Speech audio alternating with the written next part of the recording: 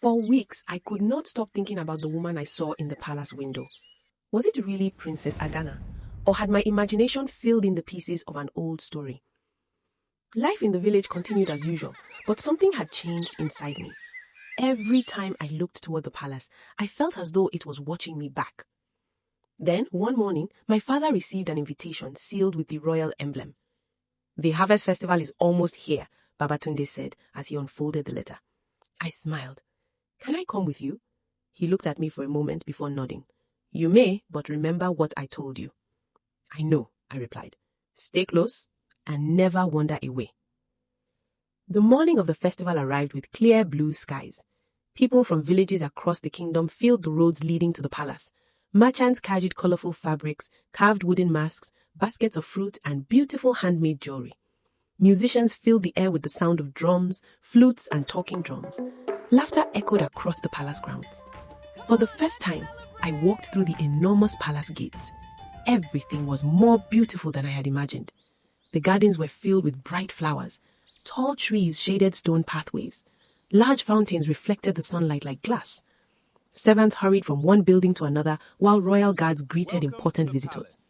My father and I carried the repaired drums to the royal courtyard. As he worked, I looked around in amazement. Everywhere I turned, there was something new to admire. Then, the palace horns sounded. Everyone became quiet. The royal family had arrived. King Adewale walked slowly to his seat, leaning on an ornate staff. Although he still carried himself like a king, it was easy to see that age had made him weaker. Beside him walked Princess Adanna. She wore flowing crimson robes decorated with golden patterns that shimmered in the afternoon light. Her long braids were woven with tiny gold beads that caught the sunlight whenever she moved. She smiled politely at the crowd. The people bowed. She greeted them with a graceful nod. Nothing about her seemed frightening. She looked calm, kind even. Yet I noticed something strange. Although everyone smiled when she passed, no one truly relaxed. The smiles disappeared as soon as she walked away. It was as if the entire palace was holding its breath. The festival began. Dancers filled the courtyard. Children laughed as performers balanced tall baskets on their heads. Drummers created rhythms that echoed across the hills. For a while, it felt like the happiest place in the kingdom. Then, something unexpected happened. One young drummer became nervous. He paused for a moment and looked toward the royal platform. The music briefly lost its rhythm. The entire courtyard grew quiet. Princess Adanna stood. She slowly walked toward the frightened young musician. The crowd watched in complete silence. When she reached him, she smiled gently. "Take a deep breath," she said. "There's no need to hurry." The young drummer nodded nervously. He adjusted his drum. Then he played again. This time, the rhythm was perfect. The crowd applauded loudly.